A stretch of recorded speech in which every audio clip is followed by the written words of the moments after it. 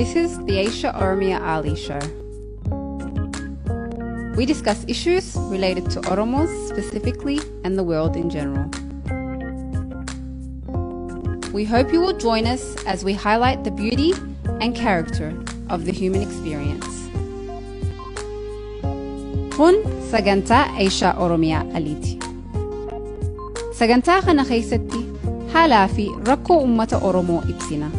Akkasumas rakkoo addunyaa irratti fuulleeffanna. Muuxannoo bifaa fi amala jireenya dhala namaa ibsina. Itti dhiyaadha.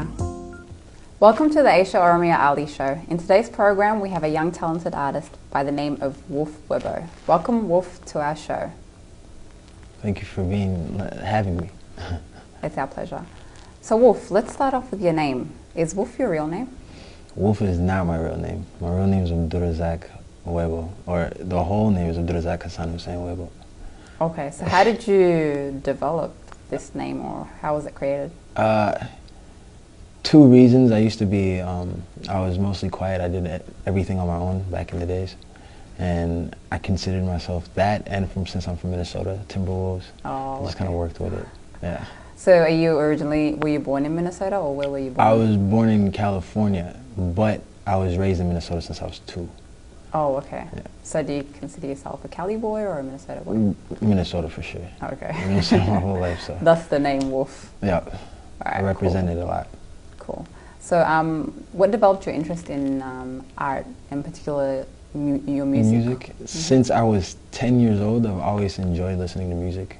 I think it started for me when I was at the school bus. You know, they used to play the radio all the time. So that was the time when I heard a lot of music, and I looked up to a lot of artists. And the way they rhymed, I connected with it. So since then, I've always tried to write and rap and freestyle. And I started off freestyling before I wrote anything. Around the age of 16, I think, is when I actually decided to write something. Okay. But that's how it started for me, and I loved it ever since. Okay, so who are your role models, or the people that you used to look up to? As an artist, Tupac for sure. There'd be a Tribe Called Quest. It's an old group. And Nas for sure was one of my favorites because he was more political in his rap. Yep. So Tupac's definitely revolutionary. He's one of my favorite artists too. He's a legend, all-time legend. Yeah. Mentioning Tupac, like Tupac and artists such as Tupac, who started off with the hip-hop rap genre with revolutionary music, particularly in the late 80s and the early 90s, have a revolutionary kind of a flavor to their rap. But if you look at what rap and hip-hop is right now, it's kind of changed a little bit, and hip-hop's developed various facets to its music. So where in those facets do you sit? I think I'm a blend, because I don't only listen to rap music. I listen to all type of music, and I go off of my emotion or how I feel when I write. Because I may one day write a song that could be considered mainstream. I could end up writing a song that could be considered conscious rap or subliminal, where you're explaining more to the question, or explaining more within a song than the song itself. But as for being categorized, I don't think I can, because I go off of the beat. That's another aspect. When I'm listening to the beat, how I feel or the flow that comes about, I just go with the flow, really. So you wouldn't categorize your music as rap/hip hop? Yeah, I would. Yeah, that'd be the best way to explain it. I can categorize it in any way. Okay. And you mentioned earlier that you write your own lyrics. So what are your inspirations in writing lyrics? For writing, what inspires me, I think, is daily life, or mostly for me it started off with like my struggle of wanting to attain success, and that or situations that I've been through. And I figure the best way to explain to people is my situation. I make music for myself, and hopefully people can relate to it. That's really the graphic of writing for me. That's beautifully put. So mentioning some of your songs, let's elaborate on a statement that you made in your recent song, 'Cause I'm Oromo. You say, because I'm Oromo, first of all, then I'm everything else. I'm a breed that's in love with myself. So this statement is deeper than it actually appears. Where were you actually trying to take your Oromo listeners and your non-Oromo listeners? With the Oromo people, I wanted to let them know, even though that since I'm born here and like I can't really speak the language as well as others, and I'm considered different, I guess, in an aspect as I don't have much to relate to, as like back home I've never been to Africa. So it's like saying, regardless of my image or how you perceive me, I'm Oromo first. I'm always going to be Oromo. So you have to accept me for that fact. And I'm a breed that's in love with myself, meaning I'm proud of myself. I'm proud to be Oromo. I'm happy. Even though I can't relate as much as the others, I'm still Oromo. So I'm going to love being what I am. And I think that's where the two lines come from. Okay, and how about your non-Oromo listeners? It's to keep people aware. Let people know that there's Oromia. Not that many people know about Oromia. People ask you, oh, you're Ethiopian? And no, I'm Oromo. And I explain that to them. So it's to let people know what we are. Good way to raise awareness through music. Right. Very powerful. Thank you. So do you have any upcoming projects? I do. I'm working on a new mixtape. I haven't come up with the name yet, but this one I think I want to be more conscious and be able to reach into the minds of people and their emotion. That's my goal for this one. The first mixtape that I made, it was just to let people know my skill. The second one, I want people to really relate to it and to be able to have motivation for themselves to move on during a struggle. Say, if someone is not succeeding, don't give up, type of thing. So that's it for the new mixtape. Excellent. Yeah, I must say that I did relate with that to that song, Cause I'm Oromo. Listening to the lyrics, it was very uplifting, and being a diaspora product myself, I really connected with that song. Just the lyrics were so powerful. So I believe that a lot of people will benefit, from hearing your songs in the future. Thank you. Where do you think music fits in society? Music, I think it's a huge. It's a big aspect. Not only is music affects people emotionally, but I would say even in our generation, it's a culture, especially hip hop. Hip hop within itself is a culture, because hip hop influences style.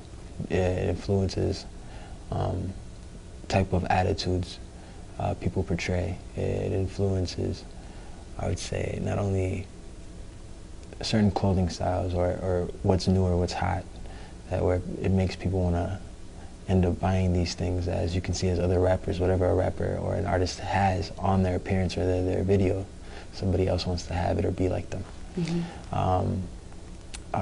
Even on that aspect in history, the way sneakers came about was because of rappers.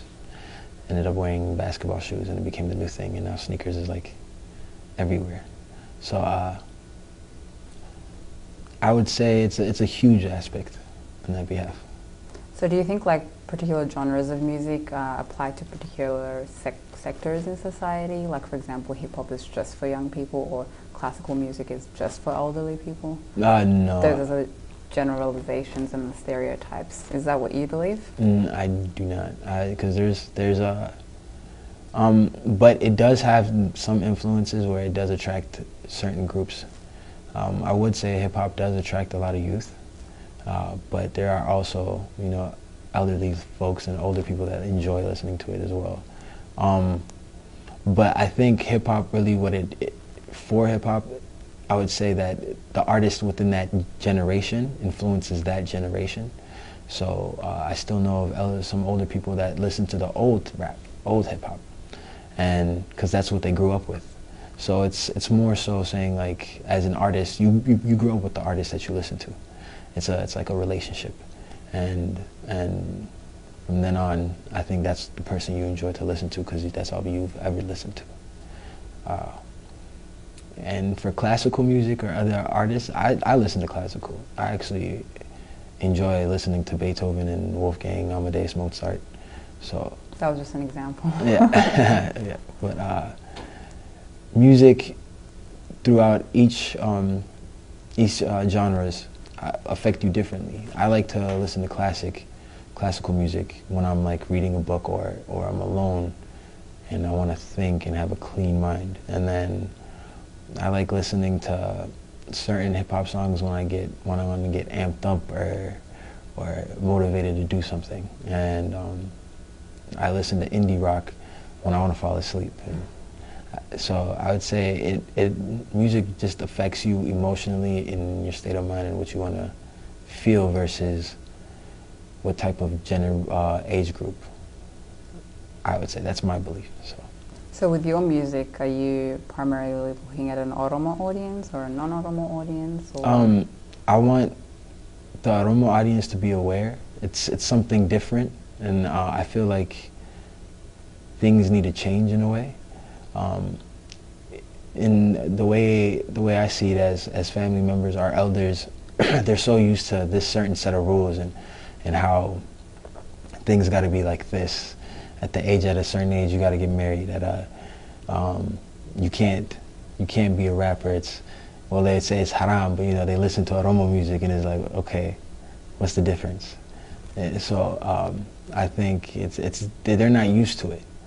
But we have a younger generation, and it's changing. Things are changing slowly, and what the idea for me is I feel I want to be the first step for other Oromo youths to artists to branch out in different styles or be able to change something, make new styles of songs, something that hasn't been done before, be more creative and artistic. And I think that's one of my goals for reaching the Oromo audience. But I still do, I'm planning on like reaching out to other genres, being that I'm Oromo, yet I want to be able to not only aim for one demographic, but anyone who's willing to listen. So I do have plenty of topics that I'm planning on explaining to people. I know I have to definitely explain the history of Oromia and what Oromia is about. Feeling like since I am Oromo, I feel like I should do that. And but also who I'm about, and sometimes decide to make a song that affects a person's emotion. So I'm pretty much, my aim is the whole world, I guess you could say. So it's more than one category. Mm-hmm. But I definitely I wanted to start with the Oromo group, my people, so I can gain support and show them that I'm doing something good in a way, where they can, I guess, how would I put it? Be proud would be the best way. But I do aim on my next aim is towards the city afterwards. After I succeeded with my people and gain a fan base by them, I do want to reach the Twin Cities, and then from Twin Cities, other states, and from other states, other countries, and so on. So I think that's the best way to put it. Yeah, you're doing a good start, so I hope you get there. Thank you. Do you hope to go to Oromia one day? Oh, most definitely. I've never been there, but I hear the stories. And every time I hear the stories when people tell me they go back home, there's no stress. I always hear that. There's no stress. Life is good over there. So when I was younger, I'll be honest, I used to always say, no, I'm never going to go there. I don't want to go there. This and that. But when I got older, I was more knowledgeable, and I had to find out who I was for myself, and that goes back to being proud of being Oromia. So I definitely want to go over there, experience the culture. Definitely want to master my own language so I can be able to communicate with people a lot more and reach a better understanding and emotional standpoint from them. Excellent, cool. So Celestial Kings, that's a music brand that you guys have developed. Can you tell me a little bit about what Celestial Kings is? It's more than a music brand. The way Celestial Kings, it's a group of people a group of family and friends that are trying to branch out, and it's a support system. We each support each other through our goals and succeeding, and how we want to branch out as in a business, also a a music group, and it goes on. Pretty much, it's a self-reliant, self-motivated group of people that help each other towards succeeding into their goals or dreams. So the concept of Celestial Kings is it's to young entrepreneurs and that want to do great things and represent being Oromia, Somalia, being proud of who you are and what you are. So that would be the best aspect of explaining Celestial Kings. Where we want to be one day is definitely become a global entity. We want to own a company one day, inshallah, have a building with Celestial Kings on the sign. So until then, we just keep pushing and working. Nice. Do you guys have Celestial Queens? We do. We have one Celestial Queen. One's not enough. We're working on it. We need more people. So if you are down to support the system and want to attain a dream or your goals in your dream, definitely hit us up and explain yourself. But for the Celestial Queen that we have, her name is Milko, and she works she's a public relations out of the group. It's well thought out because our members in our group each have a role that they play. For instance, Wako is a manager, and he manages me and in the music category, but he has a group too as well. There's Mahdi, a big homie of mine. He's a financial advisor, so he deals with the money, and we have a stylist even that does the clothing and that helps us, and his name is Tura, and he's my stylist. We have an HR that and his name is Ali. He handles the situation between problems within the group, because with every group or with every goal that people are trying to reach, eventually problems occur, and you need someone to be able to talk it out and handle it. We have a few artists. We have two artists. One's named Zoe. His actual name is Zoe, and he's another artist. He lives in Wisconsin. He's working over there.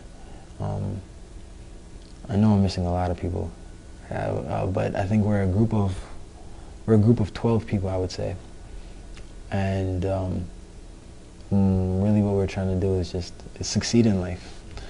And I think the best way of succeeding is when people work with each other versus doing everything by yourself. As the saying goes, two heads are better than one. So. Absolutely. Yeah. Agreed.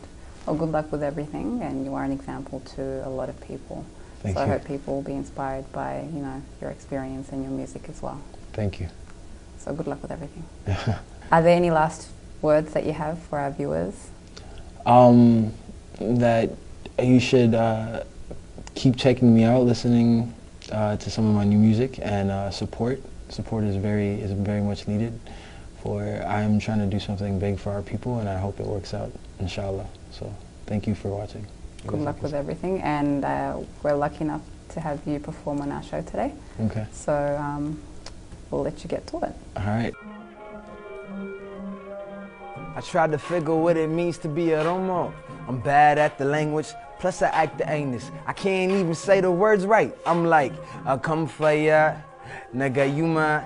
Yeah, it's sad, but I ain't even mad. I'm finna go back home and learn like a grad, kick it with Onk in the grand, probably get turned to Mirkan. Bet there's a lot going on up in the land that I'm from. I mean the land that I love. I go so hand for my race that it ain't even enough. I need my people to say that we so finna. It ain't even funny till we get this money. We need to have the hunger, never be the hungry. Stop with the collision and just stick to the one way. This tribal warfare got me sick to my stomach, and all of this love is like some Pepto from me. So let's keep loving folk, cause I'm a Romo. First of all, then I'm everything else. Cause I'm a Romo. I'm a breed that's in love with myself. Cause I'm a Romo.